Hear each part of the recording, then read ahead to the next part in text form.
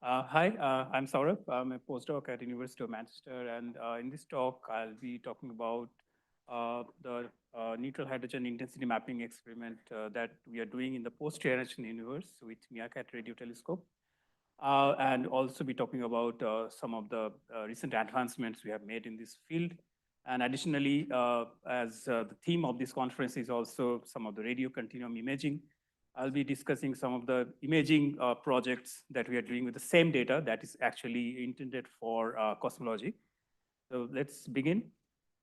So for the people who are beginners in this intensity mapping field, just a bit of introduction, why we need a probe like this to study the matter distribution of the universe. So this schematic actually shows the primarily two probes which are being used to study the underlying matter distribution.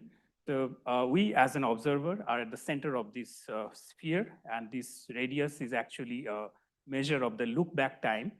And at the very edge of this sphere, you would see this faint glow, which is the cosmic microwave background. So this is the time when the photons decoupled from the matter and it started free flowing throughout the universe. And if we study the fluctuation in this cosmic microwave background, I mean, in terms of the fluctuation in the temperature, you can study, you can get the hot spots means that the over density, cold spot means under densities, and where the actual structures started to form. So this is actually at very far redshift, at redshift 1100. And on the other extreme end of this picture, you see this rainbow of colors. So these are various tracers in terms of galaxies and quasars, which have been observed with like various probes. And by detecting their 3D positions of these objects, you can create a sample that will tell you how the underlying matter distribution looks like. But there is a serious caveat to this approach. I mean, it works really well in nearby universe, but the caveat number one is that no matter how powerful your telescope is, it's always limited by sensitivity. So there are some objects always which is below its sensitivity limit. That means that we are always leaving some objects behind that's are not part of this total sample, and therefore you're not getting the total the complete picture of the matter distribution. And moreover, that as you go to farther and farther, like the distance at higher redshift, detecting these individual objects gets really difficult. And secondly, that there are epochs in the universe, like as I've seen in epoch of reionization or cosmic dawn, and even before that. So there are matter which is in the intergalactic medium. If you just rely on these compact objects to map out the universe, it's not going to work. You will not get a complete picture. So to fill these gaps, this neutral hydrogen intensity mapping can help us to understand that. So because neutral hydrogen exists after like from the present universe, in present universe, it exists in the form of damped Lyman alpha systems inside the galaxies, and it exists in the intergalactic medium even in up to cosmic dawn. So if we can detect this neutral hydrogen with the 21 centimeter emission line, we can actually make and like create a good picture of the underlying matter distribution. So this is how it works. So for example, if you have a distribution of galaxies and if you can make a 3D map such that each voxel of this like low angular, low resolution the map can contain a number of galaxies, so that the collective emission of those can boost up the signal, and eventually you can see a like glow in 21 centimeter emission.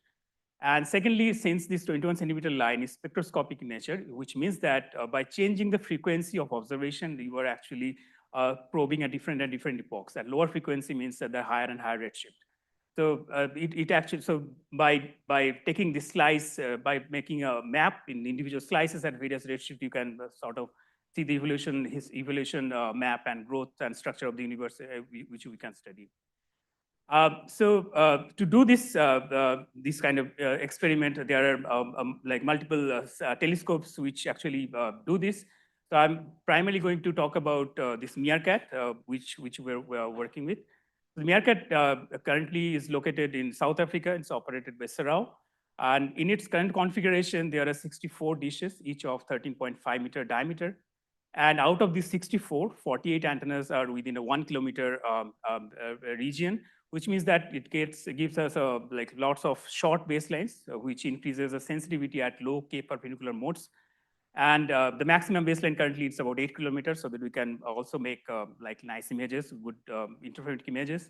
And currently it operates into these two main frequency ranges, L band and UHF band. So for intensity mapping, the L band, you can get access to redshift 0.65 and the UHF band between 0.3 to 1.6.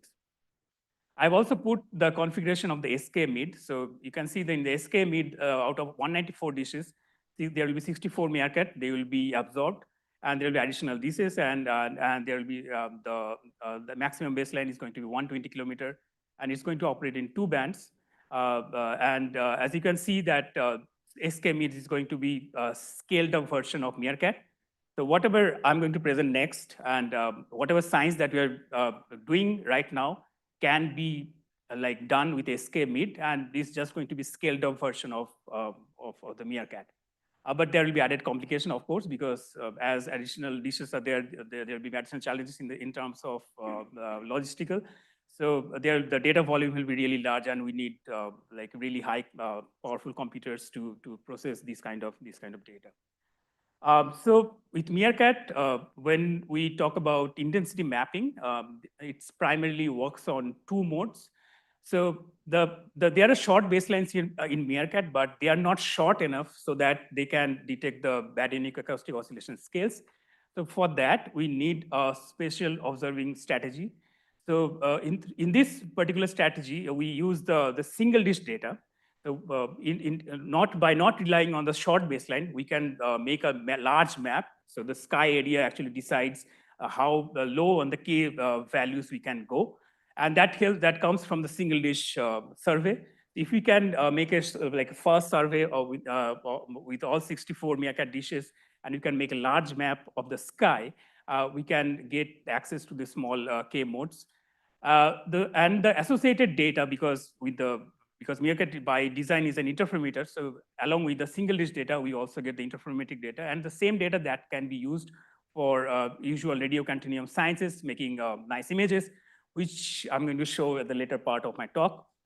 And for intensity mapping, there is another aspect that we do is that we call it interferometric intensity mapping. So in this part of our experiments, we rely on the fields which have long targeted hours. So like these are well-known fields, so that we can also perform cross correlations.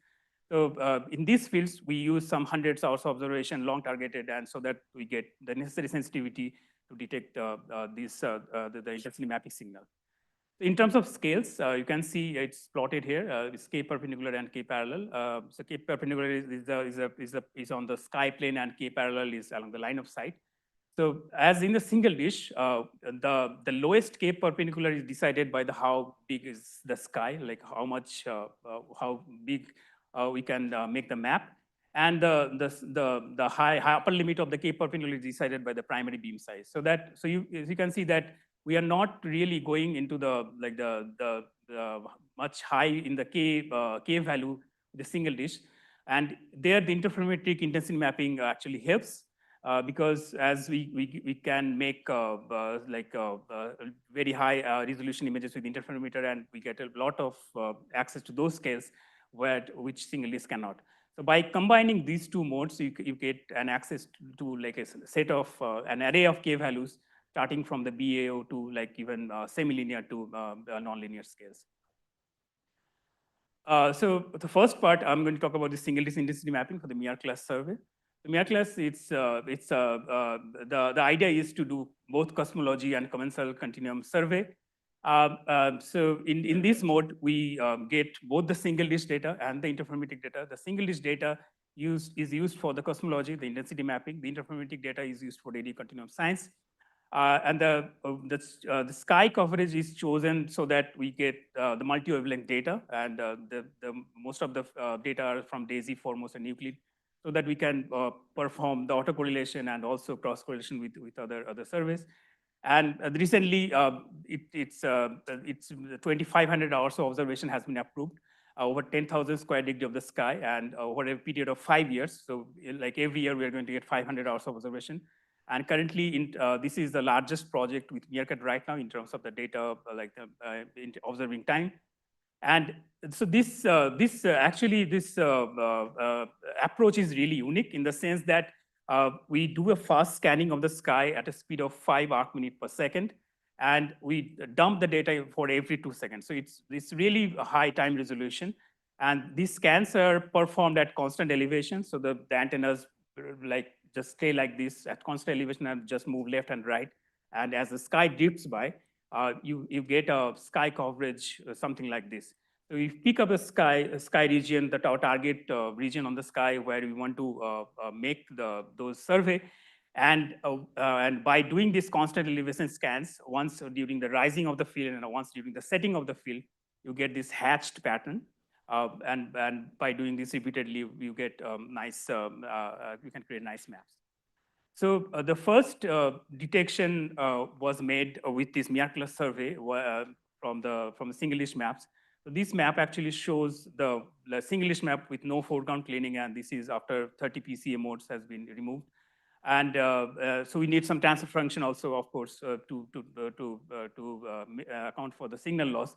But by cross-correlating with the WiggleZ, there has been detection has been reported in 2022, 2023. So this is in cross-correlation with the WiggleZ galaxy field. And so this actually shows the forecast, like what kind of constraints we can put on the 21 centimeter power spectrum from the full 2,500 hours of observation, 10,000 square degree of survey. So again, this low end of the K is decided by the sky area. And as you can see, along with the BAO, we can also get access to the scales of the ultra large scales, like the turnover scale, which corresponds to the matter radiation equality. And this actually shows that what kind of constraints we can put at various redshift on the BAU wiggles. And there, these plots show the constraints which we can get from the MeerKAT and also with the joint analysis with DESI foremost and Euclid on the Hubble parameter and the growth parameter. In particularly, this is really timely in the sense that there are various tensions and disagreements with various probes in terms of the value of the Hubble parameter, and I think, and also on the sigma 8. And this kind of analysis actually can help to resolve some of those disagreements. So moving from this large-scale single-dish intensity mapping to interferometric intensity mapping, where we try to we do it on the semi-linear to small scales. So in this particular strategy, we do not need a spatial observing strategy like MeerKAT, which we had. For this, we just need some target fields where we know there are not that many bright foreground sources, but there are long observing hours. So some of the target fields can be MIGHTY projects. So MIGHTY has is divided between, it's a shallow survey covered between 20 square degree of the sky, approximately 1,000 hours of observation, and there are 4 fields. There is also deep 2 field. It's really quiet field, and this field was used for to create a deepest radio source count. And there is also LADUMA, it's a long targeted observation in one particular field for more than 1,000 hours of observation. So in this particular interferometric intensity mapping, when it started, we wanted to see that how well we can detect the 21 centimeter power spectrum. So we started with some simulations. So the plot here shows the 2D power spectrum of some model 21 centimeter signal, and the plot on the right shows what the actual power spectrum that we see from the data will look like from approximately 11 hours of Cosmos data. So for this, we simulated the thermal noise, and the foreground contribution was calculated from the actual image of the Cosmos field. And we found that that approximately something like 50 hours of data is good enough to have a reasonable detection. And even with 100 hours observation detection, the constants are even more tighter, and it's a good enough volume of data to have a detection on these scales. And we also showed that, including a full MIGHTY, even the constants are even tighter. And so by we got the motivation that, okay, this can work. So we moved to the next part of this project where we analyzed about 100 hours of deep 2 data. It was spanned from through 9 observing stations, and each using about more than 58 antennas. So you can see the field coordinate, it's very close to the South Pole. And the time resolution is 8-second, frequency resolution about 200 kilohertz. And we performed the calibration with process MeerKAT pipeline and the cell class. We did it ourselves. And we didn't use the full L-band for this analysis. We just used a small subband between 950 to 1170 megahertz. And this is the image of the field, the deep 2 field that we used from one particular data block, approximately 12 hours of observation. And for the power spectrum estimation, we used 2 subbands, which is relatively RFI free. One centered at 1078 megahertz corresponding to redshift 0.32, and one at 986 megahertz, which corresponds to redshift 0.44.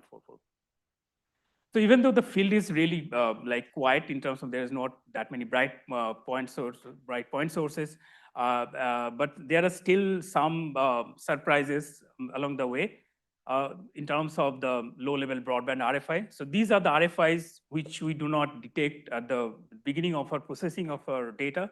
The initial flagging do not pick this kind of RFI. They only come up when we do some kind of averaging, like once a substantial averaging has been done, then only we can see this, the presence of these RFIs. So this is the kind of RFIs, some RFIs we have seen, which affects the 3D K pixels, like after reading the data. And it affects something like very small percentage of the K pixel, less than 1%. So this plot actually shows the fraction of the contaminated delay modes on the UV plane, like after grading and after we do the Fourier transform. And you can see there, it mostly is mostly present along the equal to 0 line, and there are some diagonal features along with that. So there are 2 approaches which we can do. One is that since the number is really small, we can just flag those K modes at the end stage. But there is a danger to it. If the number is really high, that can bias the results.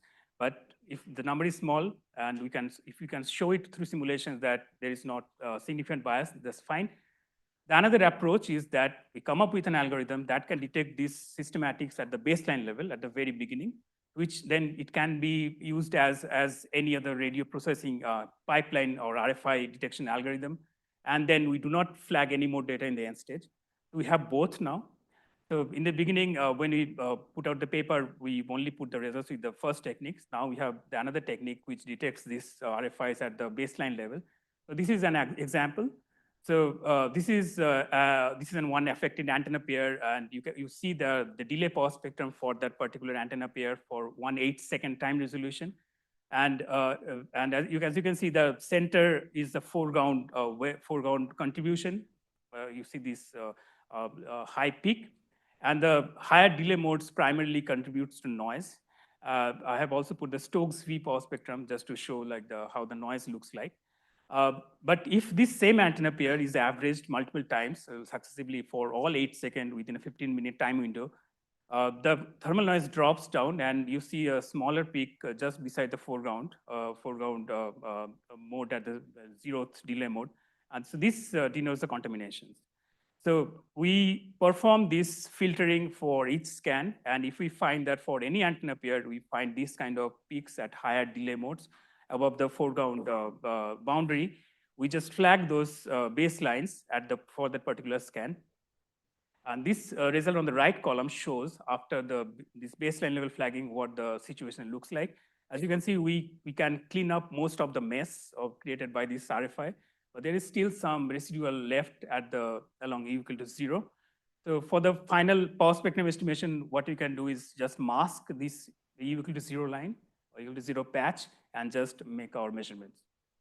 So this actually shows the 2D power spectrum from our data from the both redshift 0.32 and 0.44, and the foreground wedge for MeerKAT is very narrow because of the primary beam size. It's about a degree. And to estimate the 1D power spectrum, we use the K modes which are above the horizon line just to stay conservative, even though we could have used modes here. But since this is the first year, we just wanted to be careful and stay conservative in this approach. And you can see both these BLF and UVDF, like one the late stage flagging and one is initial stage flagging, gives us consistent detection, and the detection still holds. Moving on, so we are also doing this interferometric intensity mapping with MIT survey because the MIT data is already there. And one paper has been put out by our team, and this uses about 15 Cosmos pointings, but the pointings are a little spread over. They are not single targeted observation. And so we cannot do coherent averaging. We have to calculate the power spectrum first for individual pointing and then incoherently average to estimate the power spectrum. So that's why the sensitivity is not good enough as DEEP2, although the data volume is of similar size. And so this is under review at the moment. So moving on to cosmology, to radio continuum science. So as I mentioned in one of the previous slides, that in the MeerKAT class, we do this 5 arc minute per second, like fast speed scans, each of 2-second time resolution. And we use a single list component to cosmology intensity mapping. But there is also the interferometric data that comes for free. So we can make image with it, why not? So, but there were some compromises that were made while collecting the data for the interferometric counterpart, namely that the delay center, which is usually fixed at the pointing center, I mean, usually for usual tracking observation, delay center and the pointing center are the same. But since we are doing a fast scanning, the delay center could not be like updated so fast from the telescope side. Instead, the delay center was fixed at fixed azimuth elevation, which means that as we do this with this the scanning, like this green curve shows the pointing curve, the delay center actually moves at constant declination along RA. So to make images, first we need to make the phase correction because the phases are calculated with respect to this line. So the OTF correction, what actually does is that matches the time between the delay center and where the pointing centers are, and calculate the angular distance and then do a phase correction, and then we can make the images. So you will find more details of these techniques and the challenges associated of having a delay center fixed on as a point in Suman's talk this afternoon. So I'm going to show some imaging results. So for example, after the OTF correction of one single data block is approximately 1.5 hours of duration. And since each 2-second MS file is different, each has a different phase center, we cannot keep them as a single MS file, measurement set file. So it's a bit cumbersome at the moment when trying to optimize it. So from a single data block, there are 2,700 MS file each of 2 seconds. So this is a bit challenging at the moment. But so again, like for example, let's take this one data block, and these are all 2-second MS pointings. And this image here shows the image of the 2-second pointing, like shown by this red dot here. So just take a pause, and so this is an image made of just 2 seconds of data, and let alone making an image and still able to see sources is possible because of the super sensitivity of MeerKAT. And for the next, what we can do, like we can, to optimize this further, like we need to make images for larger area of the sky. Option one is that we can make individual 2-second maps and then combine, mosaic them in the image plane.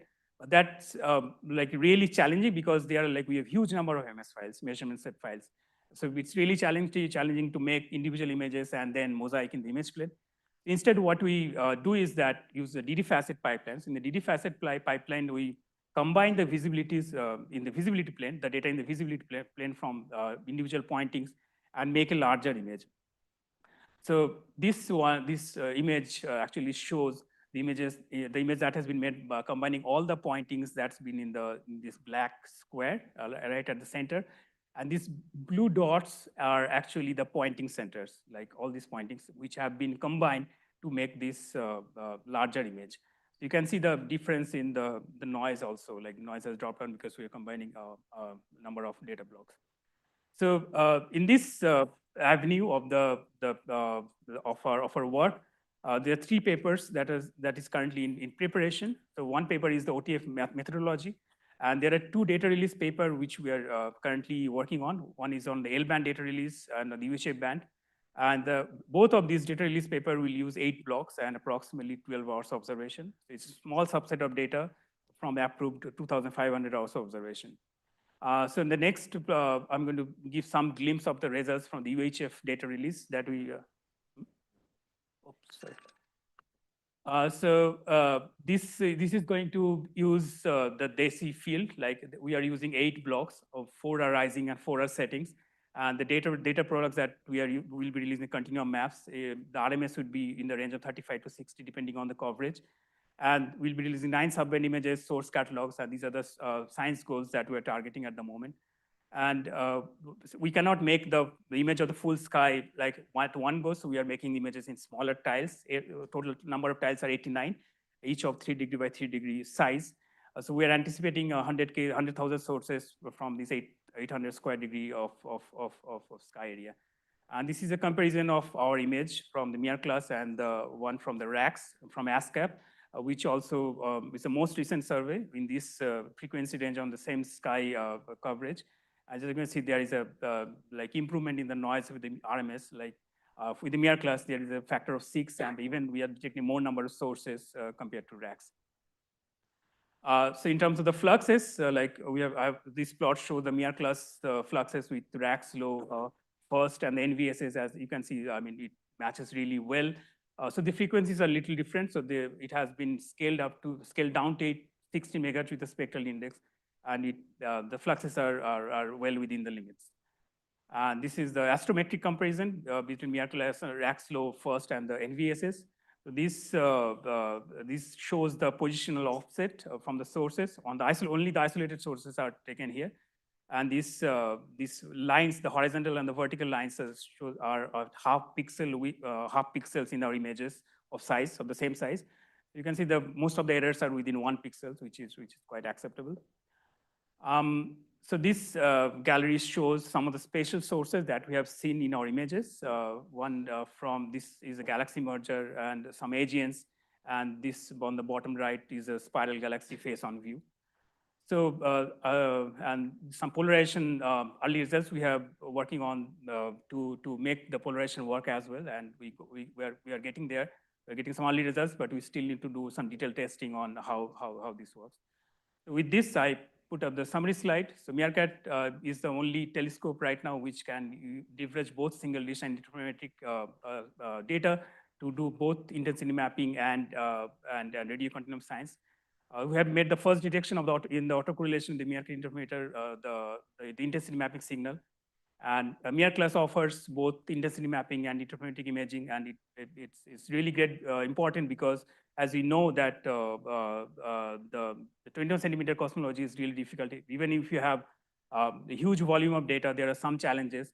It's good to have other sciences, science avenues which we can pursue with the same data. So the OTF data release 1 is currently on track. Soon we'll be releasing our results from small 12-hour subset of data. And it's even with a small data set, it's already outperforming all the comparable surveys. And it's going to be even far better than when we have even the full data set with the 2,500 hours observation. And we are also planning a data release 2, which will come from the 400 hours observation. And we'll also include slow transients and Stokes, the polarization maps as well. Thank you. Thank you. Can I ask the next speaker to come down, and maybe we can have one quick question while the next speaker is setting up. Yeah. Not sure if but you have to set up. But at some point you showed the UV domain, and you still had this sort of north-south RFI artifact. We see this in LoFar as well, and right, we think it just comes from ground plane RFI that adds up in our case at the NCP, in your case probably at the south. Yes. So then maps, and then because you take a small field of view, effectively all the side lobes will add up. So do you have any indication for ground plane RFI? Have you looked at this? No, not really. So, I mean, that is one of the things I also wanted to discuss with you. Is like in one of the images that it shows the NCP RFI, it shows this like round feature. So we also made an image of the South Pole, and we also see the similar thing. So probably what you see there is the celestial pole. So, yeah, thanks. All right, let's thank the speaker again.